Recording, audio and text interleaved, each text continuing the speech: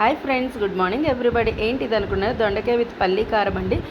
ఎలా చేద్దాం చూద్దాం. ఫస్ట్ దొండకాయలు ఇలా కట్ చేసి శనగపప్పు ఈ రెండు రెడీగా ఉంచుకోవాలండి. వీటిని మనం ఏం చేయాలంటే కుక్కర్లో వేసేసి కొంచెం సాల్ట్ కొంచెం పసుపు వేసేసి ఒక్క విజిల్ వచ్చిన తర్వాత స్టవ్ ఆఫ్ చేసేయాలండి.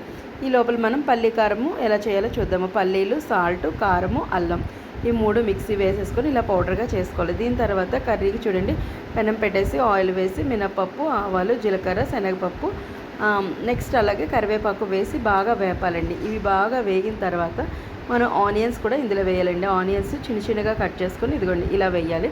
ఇవి బాగా వేగిన తర్వాత రెడీగా ఉంచుకున్న దొండకాయ, శనగపప్పు ఉడకపెట్టి వాచేసిన తర్వాత అందులో వాటర్ అది తీసేసి దీంట్లో షిఫ్ట్ చేయాలండి. ఇలా షిఫ్ట్ చేసిన తర్వాత ఒక 10 మినిట్స్ అనేది మనం మీడియం ఫ్లేమ్ మీద వేపాలండి. ఈ వేపేద సిచ్యువేషన్లోనే మనం ఏం చేయాలంటే కొంచెం సాల్ట్ సరిపోయిందో లేదో చూసుకోవాలి. ఆల్రెడీ దొండకాయలు ఉడకపెట్టేటప్పుడు వేసాము, సరిపోయిందో లేదో చూడాలి. నాకు సరిపోలేదు కాబట్టి కొంచెం దీంతోపాటు సాల్ట్, కారం అన్నీ వేసిన తర్వాత ఇది ఒక 5 మినిట్స్ వేగిపోయిన తర్వాత మనం ఆల్రెడీ రెడీగా ఉంచుకున్న పల్లీ కారం ఉంది కదండి, ఆ పల్లీ కారం అనేది ఇది బాగా వేగిన తర్వాత ఈ పల్లీ కారం అనేది ఇందులో వేయాలండి. ఒక 3 స్పూన్స్ పల్లీ కారం వేస్తే చాలా టేస్ట్ బాగుంటుంది. ఇలాగా ఒక 5 మినిట్స్ వేగిన తర్వాత ఒక బౌల్లో తీసుకొని సర్వ్ చేసుకుంటే సూపర్ ఉంటుందండి దొండకాయ విత్ పల్లీ కారం. సో మీకు నచ్చితే లైక్ చేయండి, షేర్ చేయండి, సబ్స్క్రైబ్ చేయండి. Okay friends, bye friends.